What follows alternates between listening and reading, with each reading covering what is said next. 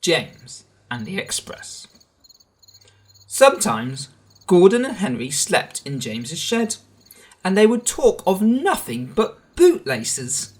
James would talk about engines who got shut up in tunnels and stuck on hills, but they wouldn't listen, and they went on talking and laughing. "You talk too much, little James," Gordon said. "A fine, strong engine like me has something to talk about. I'm the only engine who can pull the Express. When I'm not there, they need 2 engines. Think of that." "I've pulled Expresses for years, and I've never once lost my way. I seem to know the right line by instinct," said Gordon proudly.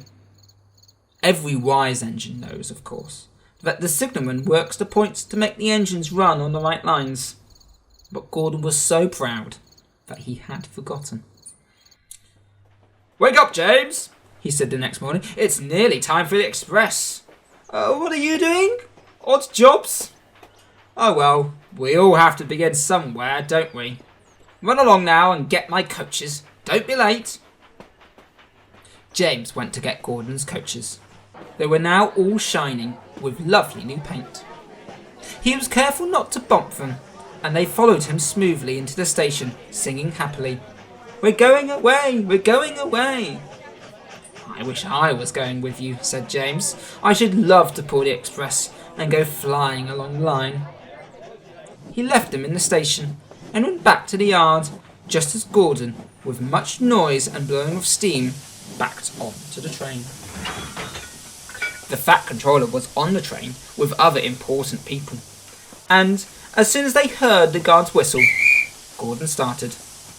"Look at me now! Look at me now!" he puffed, and the coaches glided after him out of the station. "Poop, poop, poop, poop, poop. Goodbye, little James. See you tomorrow." James watched the train disappear round a curve, and then went back to work. He pushed some trucks into their proper sidings and went to fetch the coaches for another train. He brought the coaches to the platform and was just being uncoupled when he heard a mournful, quiet shh. And there was Gordon trying to sidle into the station without being noticed. "Hello, Gordon. Is it tomorrow?" asked James. Gordon didn't answer. He just let off steam feebly. "Did you lose your way, Gordon?"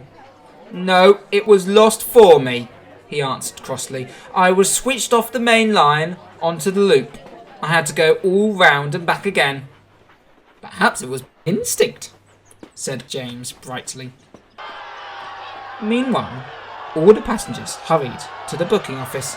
"We want our money back," they shouted. Everyone was making a noise, but the Fat Controller climbed onto a trolley and blew the guard's whistle so loud that they all stopped to look at him. Then he promised them a new train at once. "Gordon can't do it," he said. "Will you pull it for us, James?" "Yes, sir, I'll try." So James was coupled on, and everyone got in again. "Do your best, James," said the Fat Controller kindly. Just then, the whistle blew, and he had to run to get him. Come along, puffed James. "You're pulling us well, you're pulling us well," sang the coaches. Hurry, puffed James. Stations and bridges flashed by. The passengers leaned out of the windows and cheered, and they soon reached the terminus. Everyone said thank you to James. "Well done," said the Fat Controller. "Would you like to pull the Express sometimes?" "Yes, please," answered James happily. Next day, when James came by, Gordon was pushing trucks in the yard. "I'd like some quiet work for a change," he said. "I'm teaching these trucks manners. You did well with those coaches, I hear." "Good, we'll show them." And he gave his trucks a bump, making them cry, Oh! James and Gordon are now good friends. James sometimes takes the Express to give Gordon a rest. Gordon never talks about bootlaces, and they both aren't quite agreed on the subject.